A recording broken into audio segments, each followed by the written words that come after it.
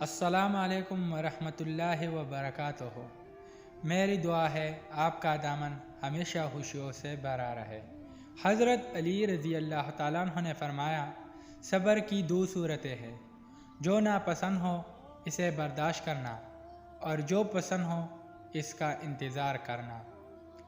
حضرت علی رضی اللہ تعالیٰ عنہ نے فرمایا، تم جنت نہ مانگو بلکہ تم دنیا میں ایسا کام کرو کہ جنت تم کو مانگے۔ حضرت علی رضی اللہ تعالیٰ عنہ نے فرمایا، پریشانی میں مذاق اور خوشی میں طعنہ مت دو، کیونکہ اس سے رشتے میں موجودہ محبت ختم ہو جاتی ہے۔ اتنا خشک نہ بنو کہ توڑ دیا جاؤ، اور اتنا نرم نہ بنو کہ نچوڑ دیا جاؤ۔ حضرت علی رضی اللہ تعالیٰ عنہ۔ جاہلوں کے سامنے عقل کی بات مت کرو، کیونکہ پہلے وہ بحث کرے گا اور پھر اپنا ہار دیکھ کر دشمن بن جائے گا۔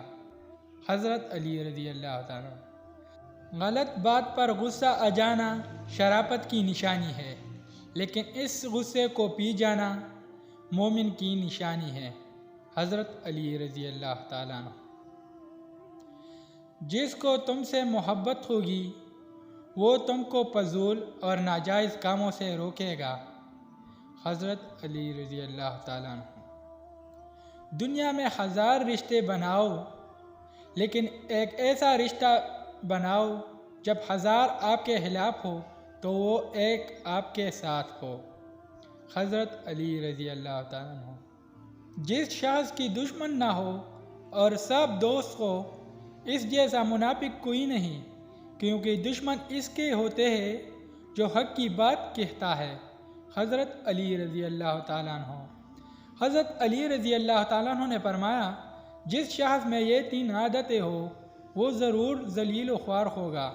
پہلی عادت جو فضول خرچی کرتا ہو، دوسری عادت جھوٹ بولنا، اور تیسری عادت غصہ کرنا۔ حضرت امام شافعی رحمۃ اللہ علیہ فرماتے ہیں، 3 عمل ایسا ہے جو انسان روزانہ کرے تو اس کا رزق بہت زیادہ بڑھ جاتا ہے: تہجد کی نماز، کثرت سے صدقہ کرنا، کثرت سے اللہ کا ذکر کرنا۔ حضرت علی رضی اللہ تعالیٰ عنہ نے فرمایا، انسان کی تمام پریشانی 2 باتوں کی وجہ سے ہے۔